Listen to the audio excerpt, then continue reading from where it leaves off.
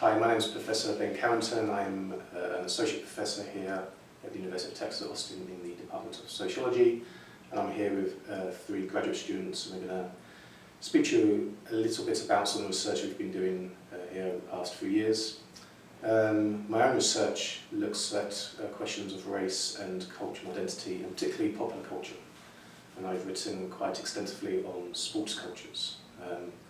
Last November we went to the North American Society for the Sociology of Sports annual conference, which was in New Orleans, and all 3 of the students here came with me.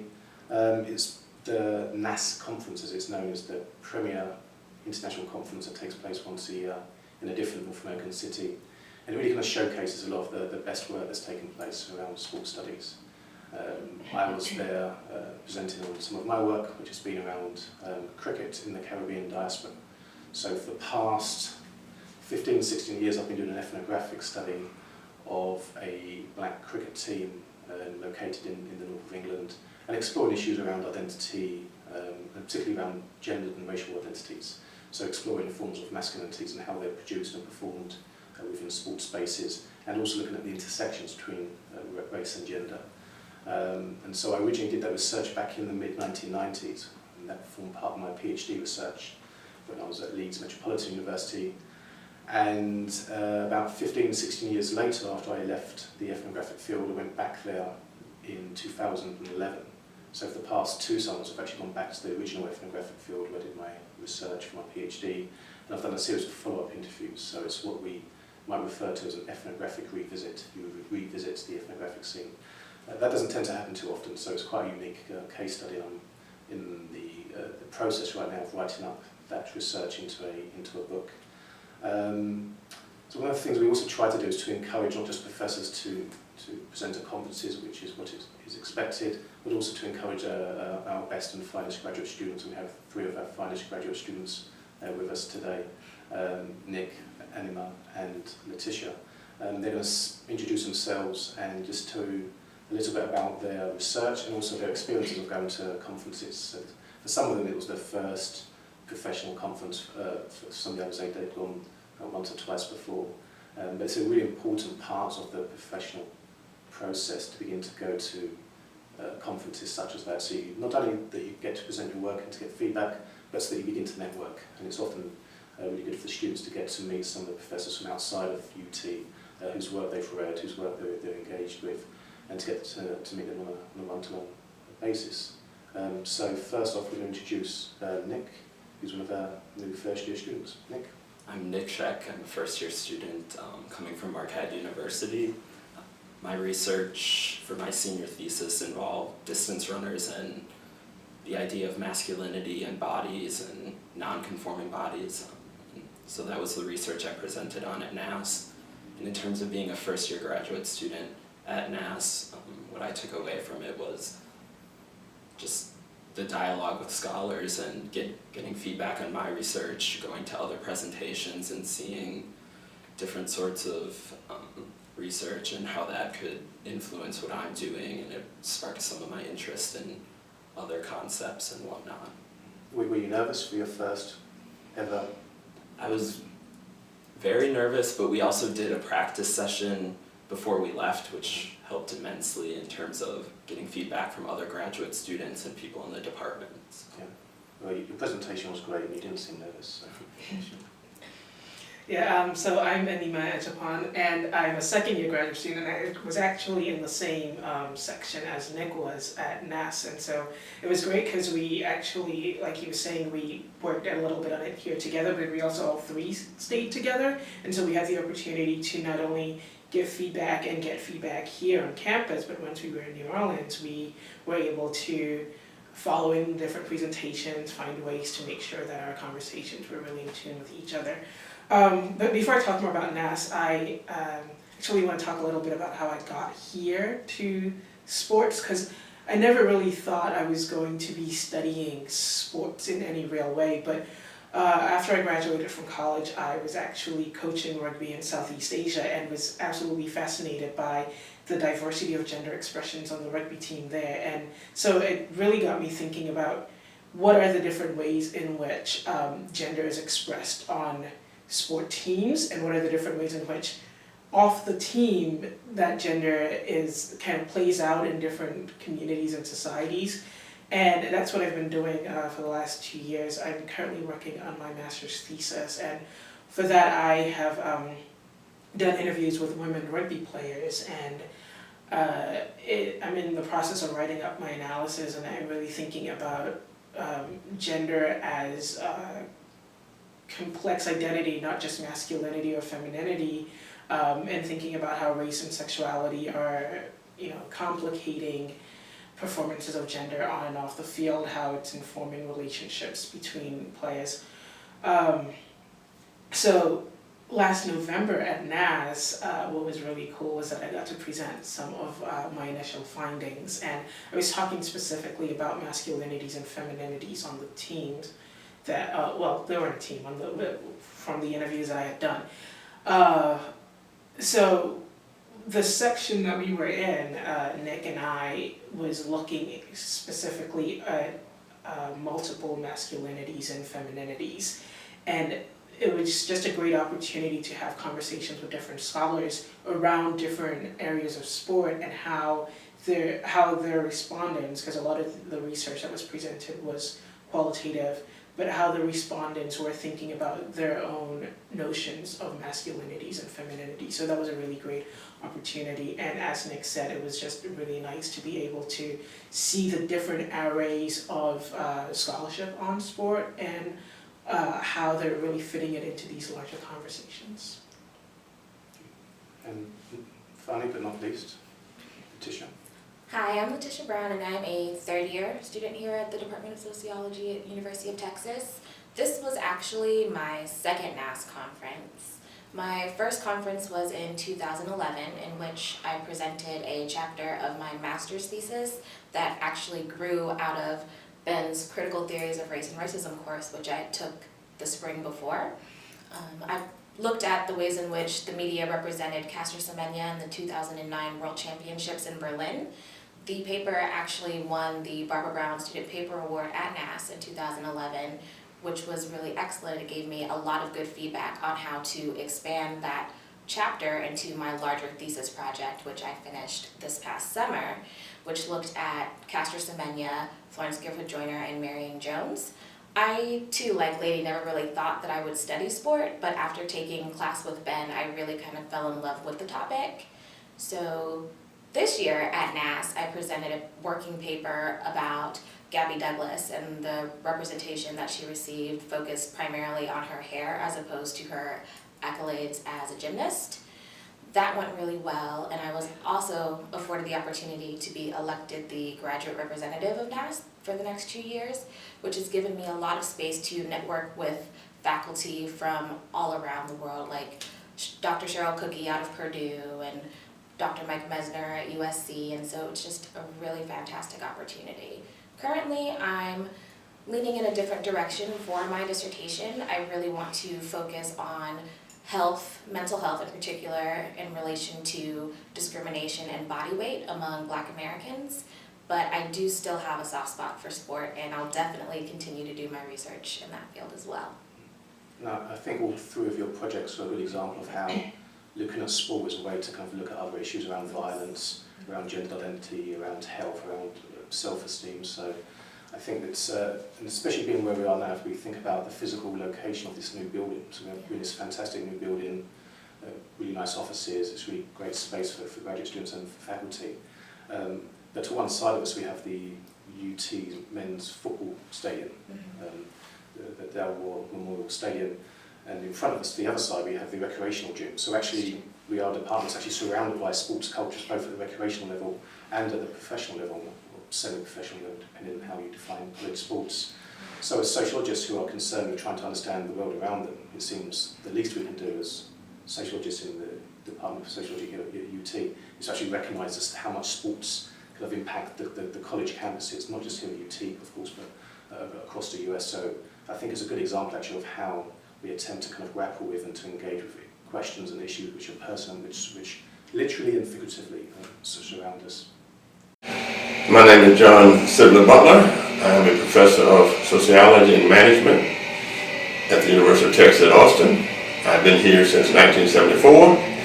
I am the director of the IC Square Institute here on campus, which is an interdisciplinary institute, and I'm head of the Herb Kelleher Center in the Macomb School of Business.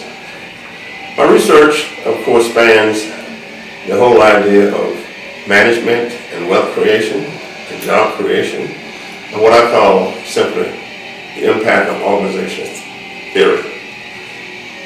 At this time, my research, the paper that I just finished with Todd Hamilton, who just finished from here, we're working together. He's now a professor at Princeton University. We're doing generation status and self-employment. We're looking at the impact of, over the years, that is, how does generation status affect those individuals going into self-employment?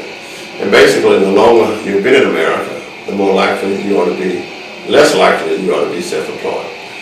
So therefore, that brand of research goes along with my research on self-employment. My latest books is on Mexican American entrepreneurship, an American story. I also have a book on entrepreneurship and self-help among Black Americans. The book last year was on ecosystems and looking at how to create wealth.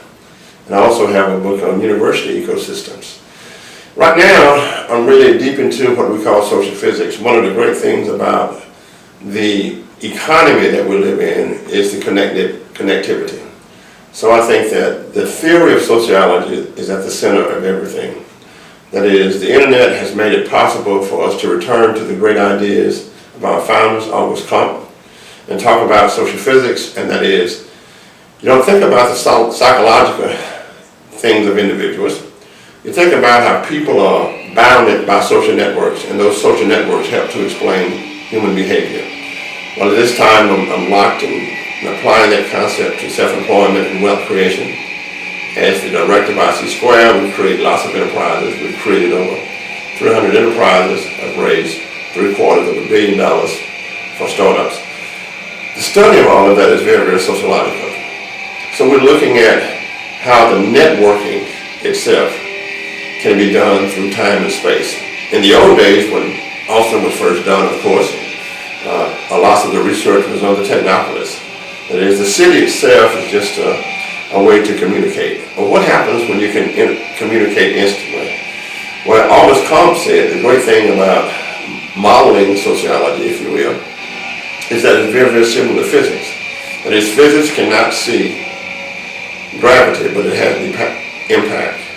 We cannot see a network, a norm, or value, but it has an impact. So the creative juices, the creative ideas of Auguste Comte is back to my research, and that is looking at the impact of networking on self-employment, and more importantly, if we can put people in the network here in Austin, whether it's in Silicon Valley, whether it's in Boston, whether it's Columbia, then it is the network that has the greatest impact, if you will, on how and what people tend to do. So therefore, my research continues in organizational science, and it bridges the relationship between managing people and creating certain kinds of things. So I hope to apply the networking theory, for example, to military organizations. I have another student here, Ori, who is from Israel, and we're looking at the Israeli model of self-employment and what we call technology transfer. So the Israelis utilize the military, since everybody must attend the military or serve in the military in Israel, and they create the entrepreneur companies or teams, if you will, in the context of the military. And from that organization experience and all of the military culture, then they expand, and that becomes a company. I'm looking to do the same thing. I have a former student here who is now a 4-star general, I might add. And I've been talking to him about putting that kind of program in our academies, or indeed in the context of the American military. That is, we must continue to change the forms, the organizational forms. And I think if I had to say one thing about organizational theory, it is this. The most important thing to analyze now is the network. It is not the organization. The organization can be standalone, but the great connectivity of the internet means that communities are being organized on the internet. People are getting married on the internet. Companies are being formed on the internet. Companies are being downsized on the internet. And the question is, what does it do to labor?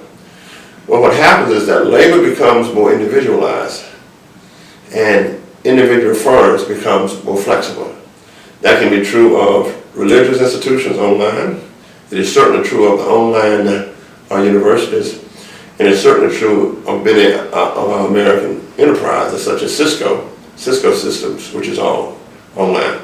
So the research is exciting. I work with people in management, I work with people in sociology, and now I'm working with people in physics as we look at what I call social physics and how it impacts networking. Hi, I'm Rob Crosno. I'm the Director of Graduate Studies in the Department of Sociology and a Research Associate at the Population Research Center. I have been here for 11 years, but I had a previous incarnation as a Longhorn in the early 90s as an undergraduate. At the PRC, I'm a part of two major research areas. The first is children, youth, and families, and the second is education and educational inequality. I'm going to talk about the latter today because it's really one of our newer or emerging areas of research, but also one that's become increasingly prominent and successful. Now, the term educational research is definitely an umbrella term. It subsumes many different people doing many different things, and that's certainly the case here at Texas. For example, one of our most prominent educational researchers, Chandra Muller, studies stratification in post-secondary and secondary education, or college and high school, and she has a focus on social class and poverty. I, on the other hand, study disparities in learning in the transition from early education programs into elementary school with a focus on immigration. But there's some many commonalities between what we do, and among all of us who study education here in Texas, we are very much committed to translating research into policy as a means of identifying solutions to our most pressing social problems. We all are very much aware of how the educational system overlaps with other societal institutions, like the family and community and state, and how learning and academic achievement is interrelated with other aspects of development, like health. So we try and take a really holistic approach to education and how it relates to inequality and how it relates to policy. Now, in any area of social science, you're only as good as the data that you have. And unfortunately, good data is hard to come by in certain areas, like education and educational inequality. We need data that's very broad, allowing comparisons across states and across districts. We need data on a lot of people at the same time to support the kind of rigorous statistical analysis that we like to do. And we need data that's very detailed, that has lots of information from students' academic records that are protected by some pretty strict privacy laws. So this erects some obstacles, some very real obstacles, in our ability to do what we want to do. But fortunately, there's so many of us here, we have a critical mass that allows us to get around some of these obstacles. For example, we have all come together to get a collective site license from the National Center for Education Statistics. As a result, we have a cold room here, a single room that is very secure. It has security like Fort Knox, in which we can access some of the most private and detailed data from the U.S. Department of Education. And it's this kind of access that gives us an advantage over other people who are trying to do the same kinds of work. And that's one of the great things about being here and being in this community of educational researchers. Now, there's a saying here at Texas, which is, what starts here at Texas changes the world. And we like to think that educational research is one of the areas that we are trying to change the world. My name is Maya Sharad. I'm on the faculty in sociology, and my interests are in questions of women's rights, political sociology, comparative historical sociology, and the Middle East in particular, and North Africa. In the years that I've been here at UT, a number of graduate students and myself have created the PHS network, which stands for Power, History and Society Network. That it is basically a forum for faculty and graduate students interested in political sociology to come together, exchange ideas, and we organize panels, colloquia. We invite visitors to come and talk to us, and we also organize graduate student workshops. Sometimes we put together workshops that included graduate students and faculty on particular topics, and that is something that we have found particularly gratifying, because it just brings a lot of intellectual communication. And we have done that for a number of years, and we are getting bigger and stronger and continuing on the same path. Hi, my name is Hyunjung Ha, and I'm also in sociology. I'm a graduate student. As one of our collaborative works, I've written a paper. This is actually a book chapter, which will be published soon with Professor Sharat. And in the paper, we examine how Tunisian family law has changed over time. So we specifically look at different social forces that affected changes in Tunisia family law. And my name is Amina Zaroug. I'm also a student in the Department of Sociology. I study social movements and women. Together with Hyunjung Ha and Dr. Sharad, we're working also on another collaboration, which is a paper about protest during the 2011 uprisings in Tunisia, Egypt, and Libya. This collaboration emerged from a project that we worked on in Dr. Sharad's comparative history course in the fall of 2011.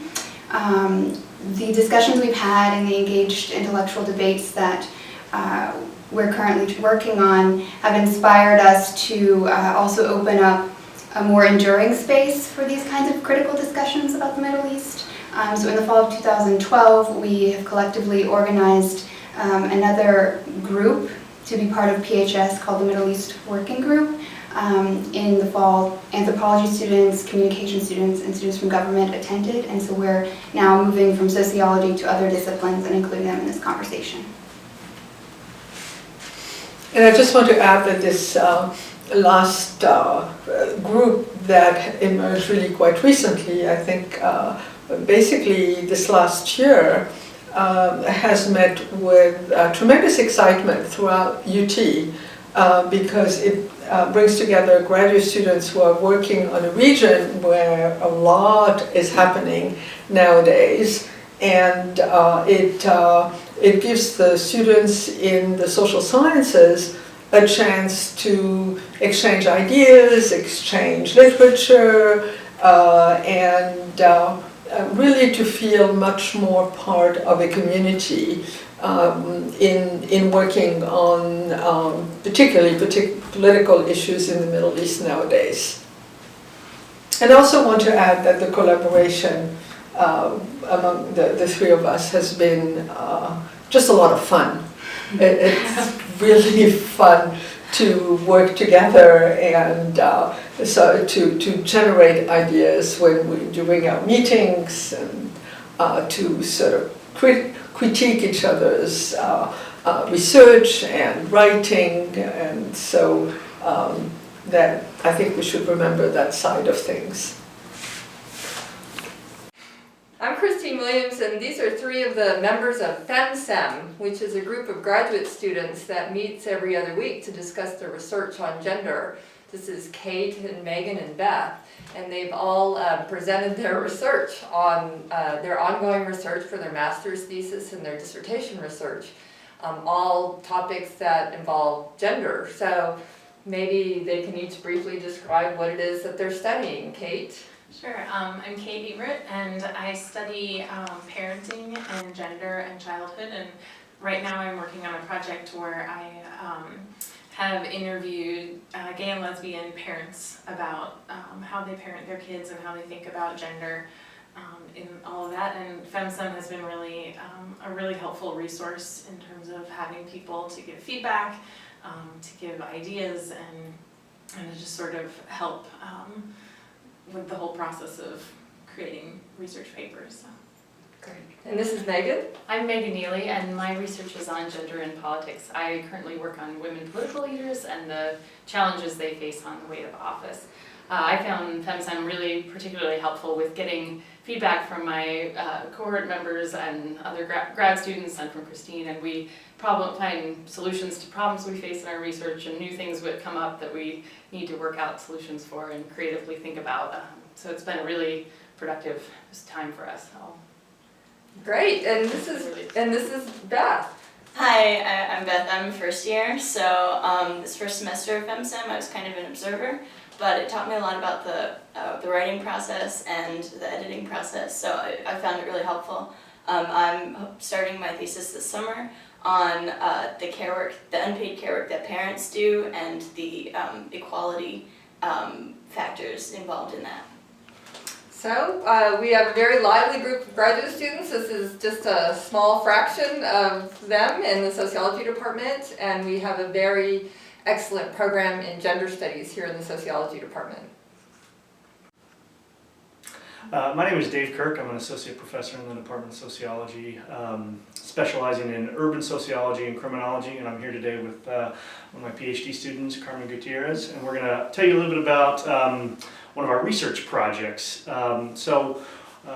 Recently, just a couple months ago, the Austin Police Department was given a grant by the Department of Justice, $1 million grant to revitalize an area on the north side of town, specifically the Runberg area town.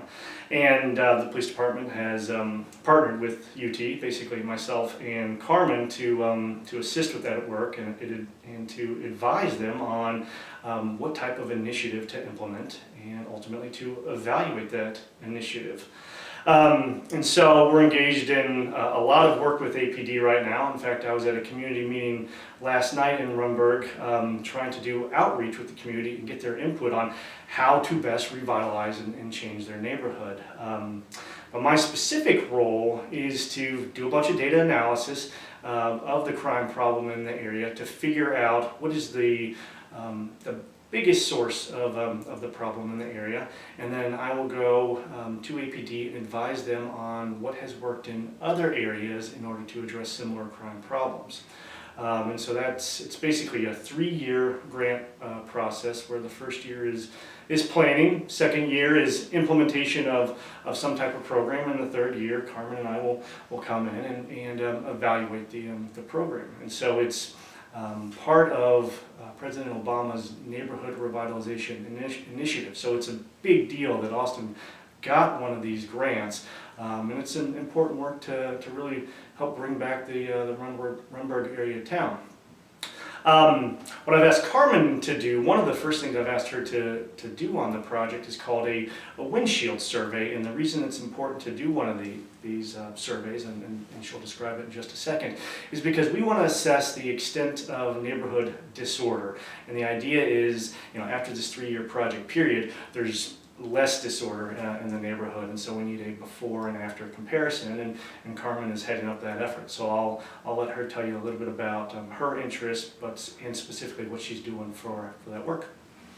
So as Dave mentioned, my role right now is doing a windshield survey, which has essentially been based on past research, putting together an assessment list of criteria that we're looking for to rate street blocks in the community.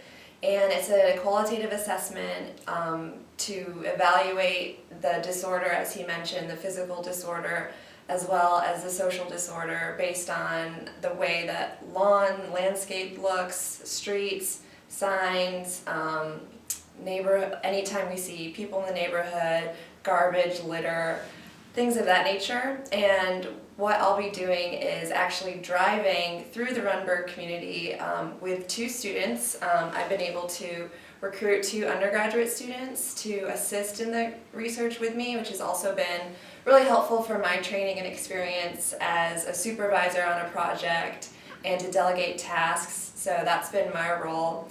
And we'll be driving through the community, rating the blocks, and then putting that information together to do a quantitative assessment of the actual physical and social disorder of the community. And then, as Dave mentioned, later after an intervention has taken place, after the initiative has gone through, we'll go back and rate and do the same physical assessment of the community in order to see if the disorder has changed and hopefully has decreased at that point. So that's my role. And you want to talk about kind of your broader interests? Should I do that? Okay. My broader interests, I'm a second-year grad student. Dave is my advisor. My graduate work is broadly within criminology, crime law, and deviance. My specialization for my master's thesis right now is intersecting immigration laws and legislations with crime. So my research question that I am hoping to uncover is, how has a shift in immigration enforcement from federal authority to local police, how has that changed the trust and relationships that undocumented immigrants have with their local law enforcement as a result, as I mentioned, of changes in nationwide legislation? And how it's helpful that I'm involved in the project with Dave is that we've built a lot of community relationships in the Runberg neighborhood that also is made up primarily of undocumented residents and also refugee residents. So there's a large population that I've been able to tap into and get to know, and I'll be interviewing a group of first generation, potentially undocumented immigrants, mainly Mexican immigrants, to understand and get to know what their relationships are like with the police, and what their understanding is of the potential risk that they face of deportation by the police. And Dave's been really helpful throughout my time here in UT, encouraging me to apply for different types of grants. I've used my master's thesis idea that he's helped me develop to apply for NSF and the Forward Fellowships, which he's been a great big part of helping me through those things. So I've had a good experience and productive experience so far here at UT. Okay, so my name is Gloria Gonzalez Lopez. I am an associate professor of sociology at the University of Texas at Austin, and I've been working here in sociology for more than 10 years. This is my 11th year, and I do research on urgently needed issues. I do research on sexuality, gender, with Mexican immigrants, and also more recently I've been doing research on sexual violence in Mexican society. And this project, the one on sexual violence in Mexican society, is a reflection of what is urgently needed, what's highly needed, and it was born from my work in Ciudad Juarez with people who have been exposed to sexual violence. And I teach on sexuality, gender, and also sexual violence issues, and I work with graduate students, undergraduate students who are also moved by issues that have to do with what we do here at the university. Which, I'm one of the professors who believes in the motto of UT Austin, what starts here changes the world. So some of our students, all of the students I work with, are concerned about issues that are cutting edge, and one of them is Juan Portillo, who is second year. You're a second year. First year in sociology. Oh, okay. But third year at the university. Oh, okay. So it's okay. Yes, and then we met through the Women's and Gender Studies program. Yes. Right. Where I got my master's in here at UT. I took your sociology of sexual violence class. Yeah, that was last year. And you are one of the few, actually here in UT, and also nationally, one of the few Central American Americans in sociology. So that's actually an honor for us to have you here in sociology, because we have Central American Americans are underrepresented in our discipline, and Juan is not only bright, but he's also making a difference in our department and our university. So all thanks to great faculty, Oh, such as Dr. Gonzalez Lopez. thank you, thank you. Thank you. So do you want to share more about the project you're working on for your dissertation, your project, what you're Yes, interested in? sure. So, I guess it all started when I took your class, the Sociology of Sexual Violence class, and it was so interesting how when sexuality, violence, race, gender, all these identities and social identifiers and issues of the world converge, they expose, kind of like you said, the urgent matters that we as researchers kind of feel we have a responsibility to try to answer and try to make a difference with. While I was taking our class, I was also working with exclusively female undergraduate students through an assistantship through Women's and Gender Studies. And I started making connections between the class and some of the experiences that the students were going through. And we also collaborated on a Rain Day project a couple of years ago, where you served as a panelist, and we organized it for students. So in the past couple of years, just kind of developing myself as a scholar in gender, in Women's and Gender Studies, but also in the gender track here in sociology. Everything that I learned in your class and through our mentoring relationship has always kind of stuck to me and driven me to a topic now that I want to explore, which is sexual violence in college campuses. Because as we found out when we did that presentation, women in college are 4 times more vulnerable to sexual violence than women of the same age who are not in college, actually. So taking into account everything that I've learned so far and that we've talked about, it seems like a very urgent matter. And I'm really happy that I have you as a guide and a mentor, because it's really not an easy subject matter. Yeah, well, thank you, and it is wonderful that you really want to work on this project, because again, you know, something that we are doing in our department, you know, especially, and I'm thinking more about some of the students who are doing research on gender and thinking about your project.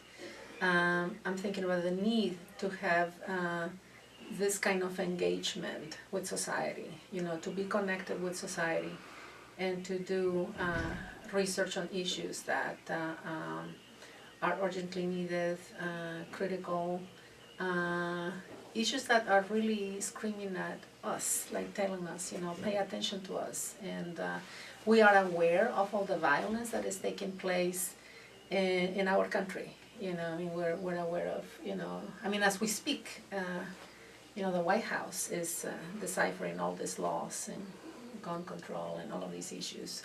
So it is important for us, you know, to also participate in some way and to be part of this, you know,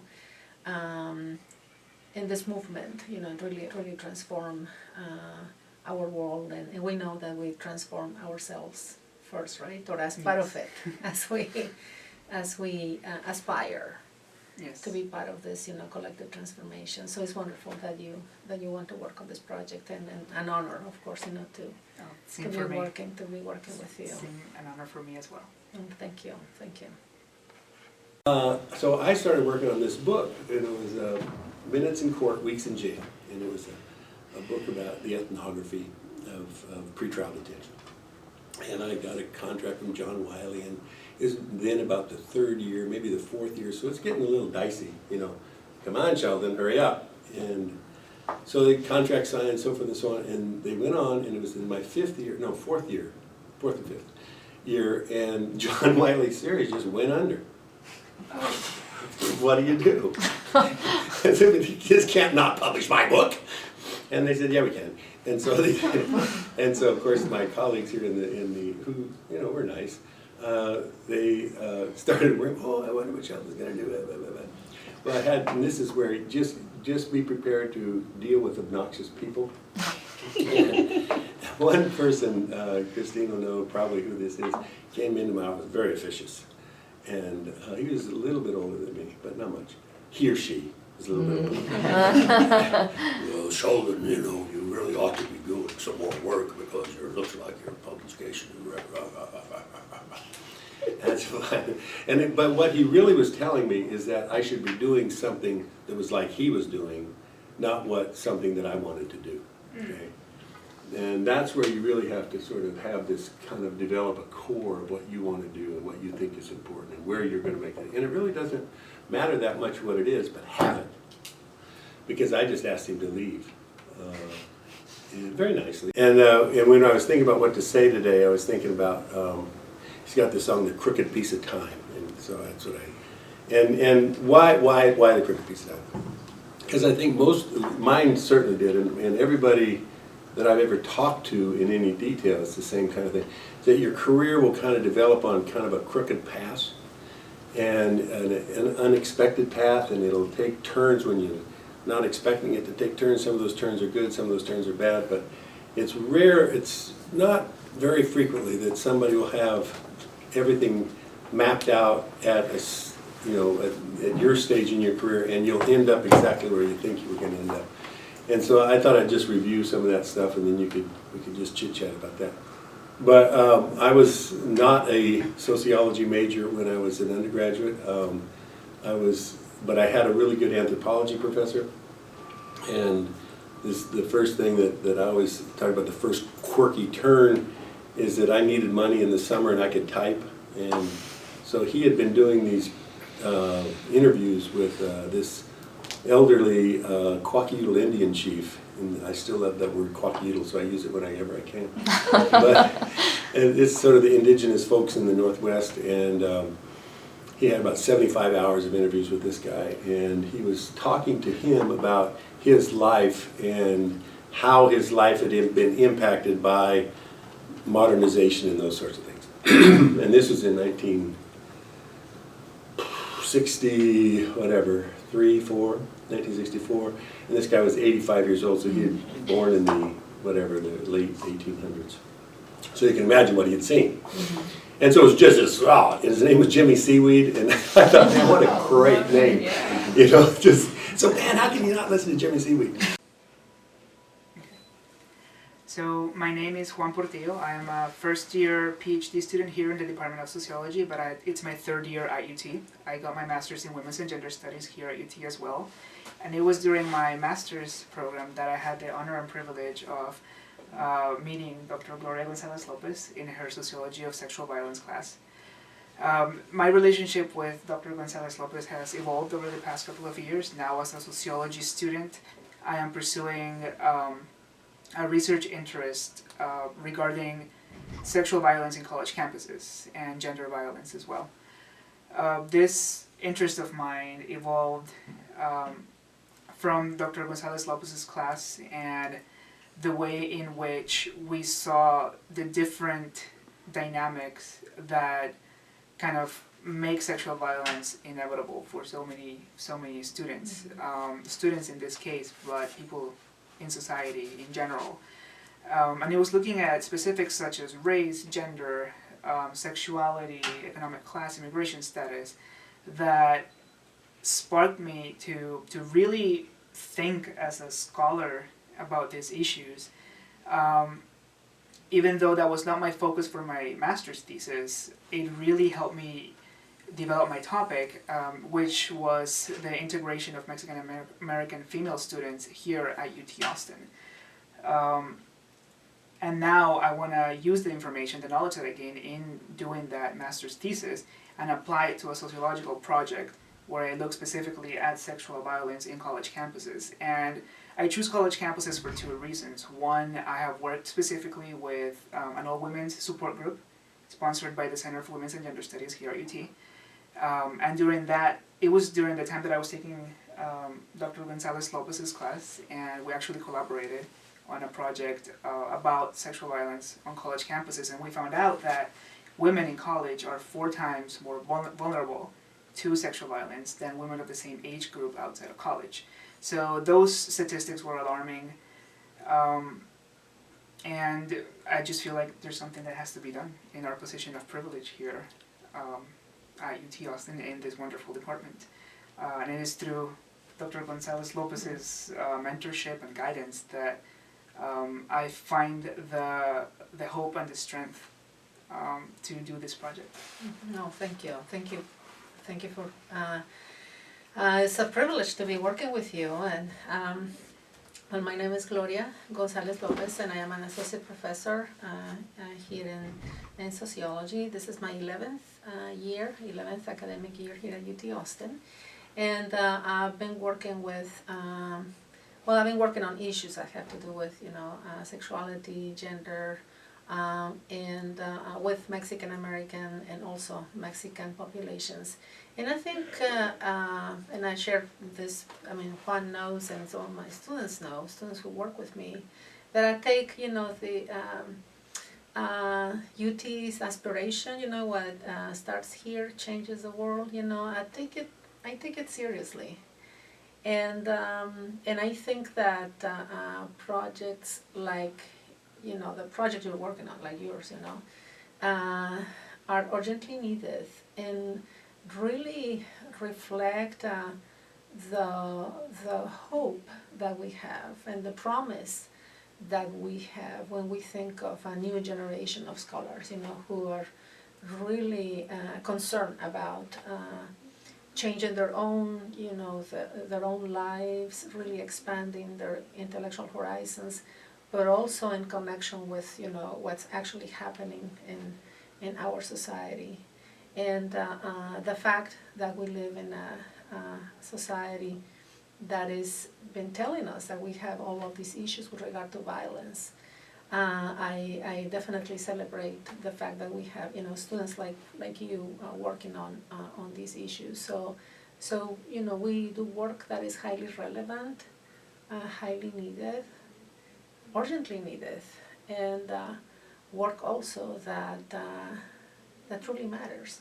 So it is wonderful, to be in this profession and to be in this department and to truly embrace, and do our best to aspire to what we aspire also as an institution.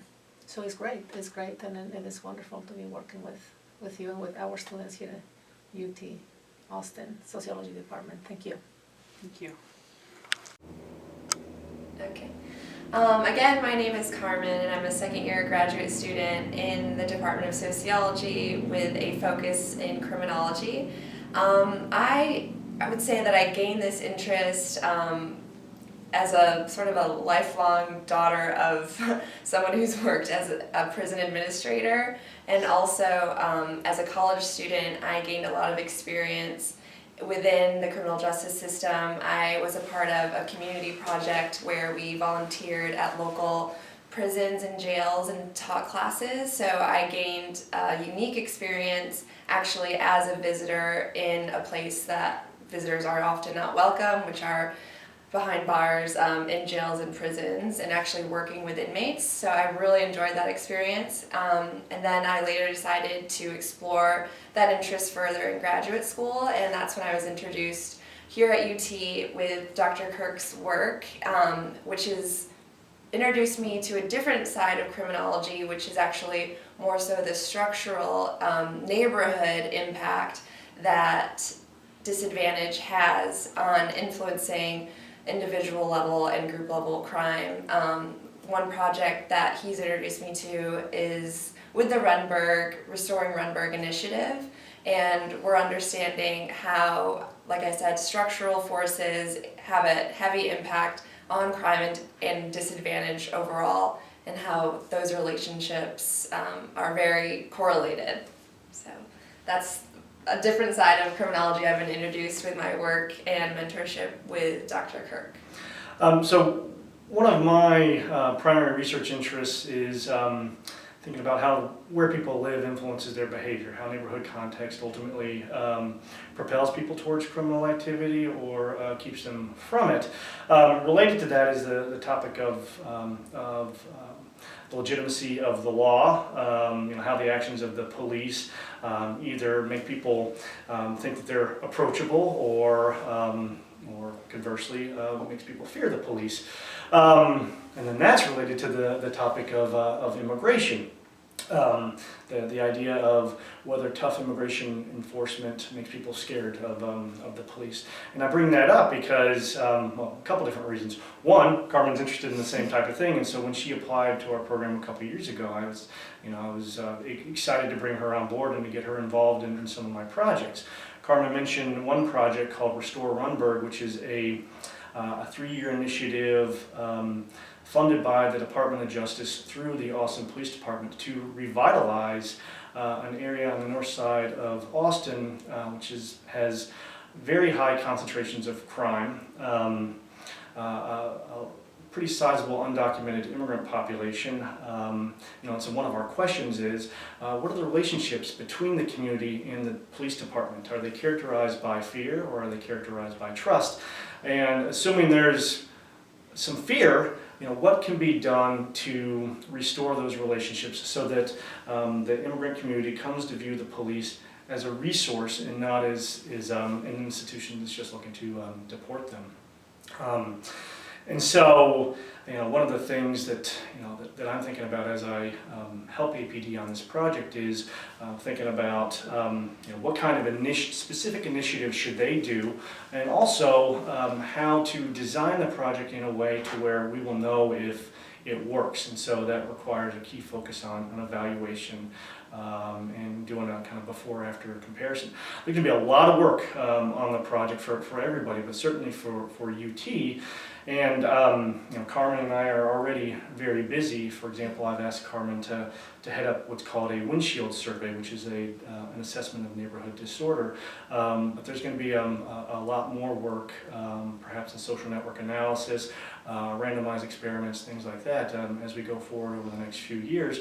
I've been at UT this is my 4th year. Most of my research until this project had been focused on New Orleans, Chicago, or state of Maryland. This is kind of my first big project in Austin, and the idea is to use this, was to build the relationship between UT and the city and the Austin Police Department in order this first project is a springboard for further work and a more established relationship. So hopefully this one will pan out, and we will not only reduce crime in the Runberg area, but also revitalize the community. But in the kind of a side benefit of sorts is that it helps establish a better relationship between UT, the Department of Sociology specifically, and the Population Research Center with city agencies, and so that we can be of help to the community and of help to the city.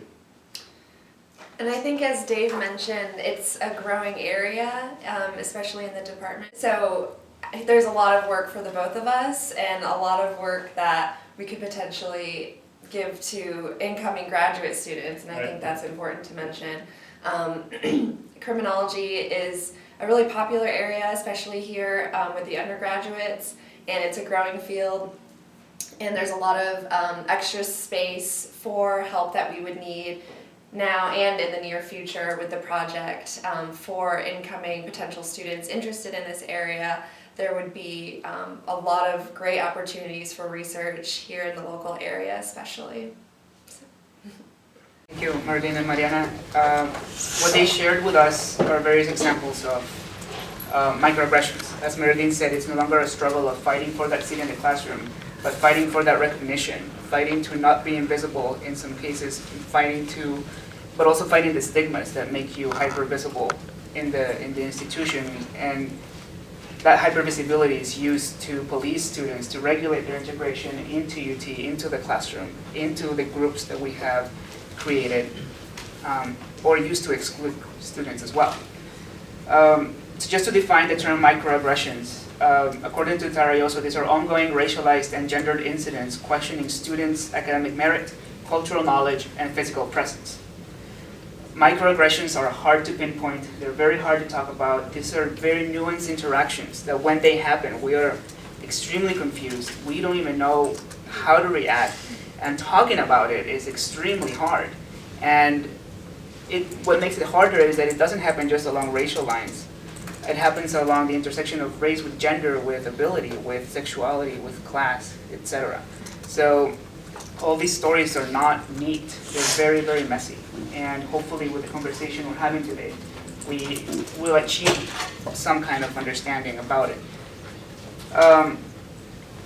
Just to go back to microaggressions, these are used to reposition students into subordinate positions to deal with the anxiety caused by the presence of students that do not embody that normativity, who do not embody whiteness or maleness or middle class values, etc.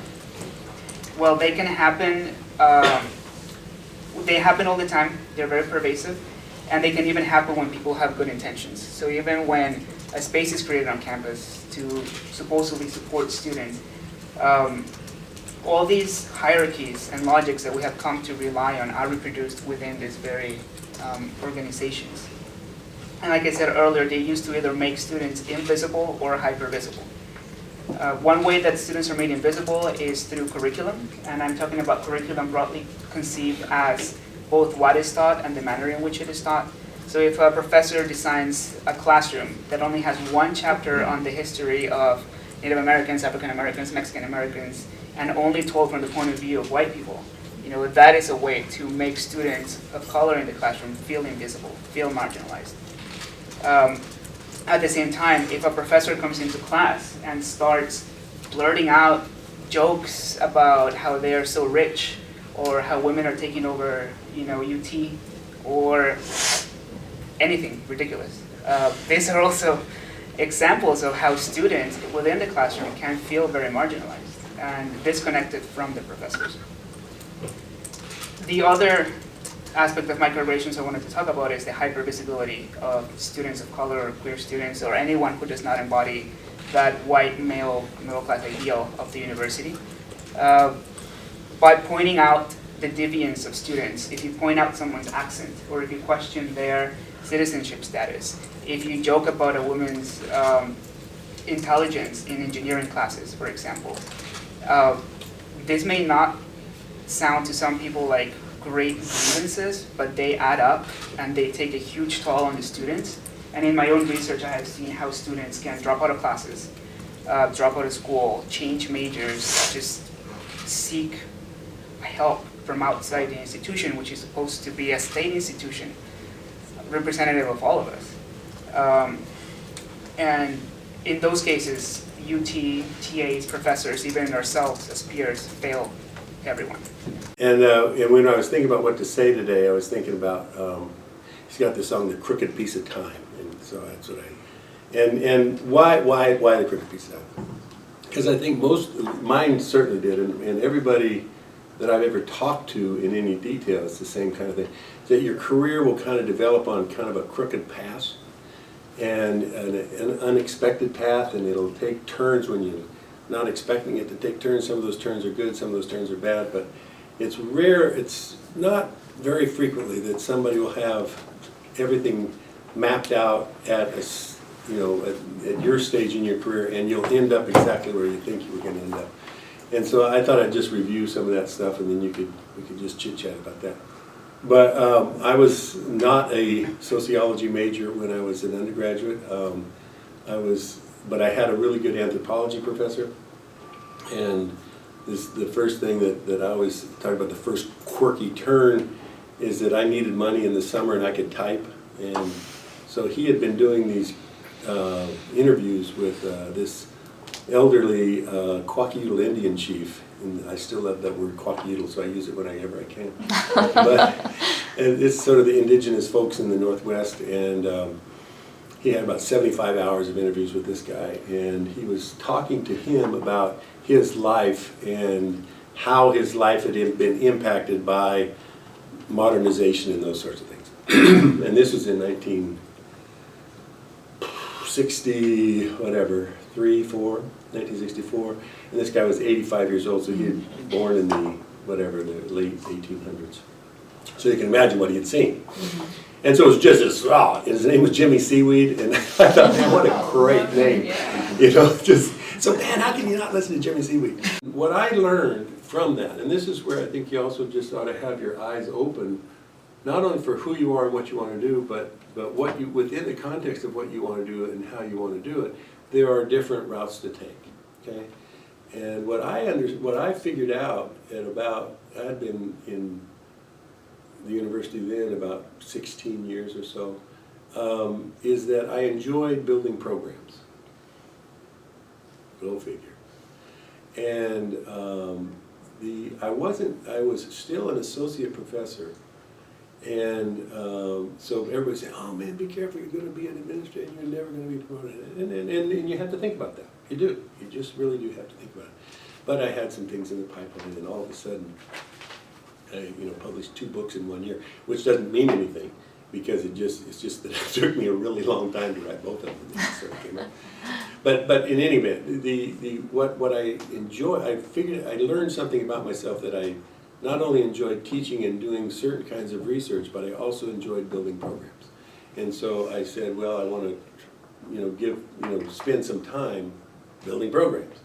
And that's kind of what administrators do, if they do it appropriately. They don't do it, if you do it with innovation in mind, and not just making sure the trains run on time and that sort of thing. So one thing led to another, and I was appointed dean of the College of Liberal Arts, and then one thing led to another, and I was appointed the provost of the university, and enjoyed it a lot. The one thing that is this core of what you want to do is for me the key for resilience, because things can happen around you and you can absorb them, because you're not dependent on somebody else's opinion of you, which will fluctuate and is, forget it. Have a sense, evaluate yourself. That's the source of resilience. And it's not easy, because a lot of times you think, man, I don't know, what's this, what's that. But for me, that was very, very important throughout the whole thing. I guess that's the other thing that I want to say in terms of resilience. Don't trust yourself, trust your instincts, and trust what happens to you, your own experiences. Use those things. Hi, my name is Professor Ben Carrington. I am an associate professor here at the University of Texas at Austin in the Department of Sociology, and I also have a courtesy appointment in the Department of African and African Diaspora Studies. I'm here with one of our graduate students, Travis Beaver. Travis is just going to introduce himself and to say a little bit about some of his research, which I've been helping to supervise over the past few years. My name is Travis Beaver. As been said, I'm in my 6th year here in the program. I study gender and sexuality, and in the past, for my master's thesis, I did an ethnographic study of women's roller derby. So I'm interested in subculture and how people use cultural spaces to challenge ideas about what it means to be a woman, what it means to be a man. And my new research is really focused on sexual identity categories, and in particular, what does it mean to be straight in a world of increasing gay and lesbian visibility? Could you maybe just go back to some of your early research, your master's dissertation looking at roller derby? It might sound to people a bit of a strange topic to choose. Could you say what roller derby is, and whether or not you call it roller derby or roller derby, and in its relationship to the city of Austin in particular? Okay. Roller derby is actually a sport that's been around for a long time, since the 1920s, and a lot of people might remember seeing it on TV in the 60s and the 70s.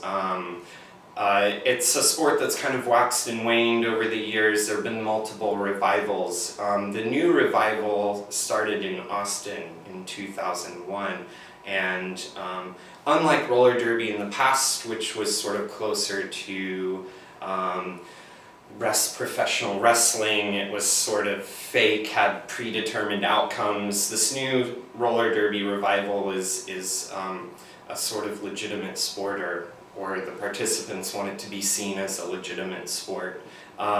It's an interesting sport because it was started sort of at grassroots level here in Austin, so the participants kind of formed their own leagues, and it's really spread rapidly around the country and also around the globe, so there are more than 300 leagues now, and at least 15,000 women participating in this sport. So it's only a women's sport or men's sport or mixed? It's primarily women's. This new revival has been primarily women only. There are a few co-ed leagues. In the past, roller derby was co-ed, but for the most part, it's all women. And it's interesting because the leagues are sort of organized and run by the participants. So there's this real sort of focus on doing it yourself. Okay. So it seems to be different from kind of mainstream sports cultures, which tend to be run by men, organised by men, promoted by men, and participated in by men. So this is more of a female, autonomous female space to some degree? Yeah, and that's an important point. And so one thing sports researchers have looked at is these increasing rates of women's participation in sports, especially since Title IX in the early 70s. So we have seen a tremendous increase in women's participation, but as you point out, most sports organizations continue to be run and controlled by men. So by sort of organizing these leagues and saying the participants are going to run it, they've ensured that this sport is controlled by the participants who are also women, because it's a women's sport. And did you play yourself, or what level of engagement and participation did you engage in? I did not play. They don't allow men to participate, and it probably wouldn't have been good for my health to strap on those roller skates. But I attended practices, I attended tryouts, they call their games, they call them bouts, which I guess is just a sort of playful take on this full contact sport.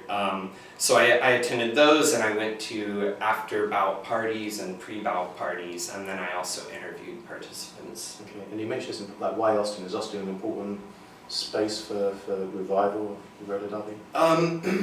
Well, it is in that it started here, and so I think that there were a lot of lessons that were learned in the early years of trying to form this new sport.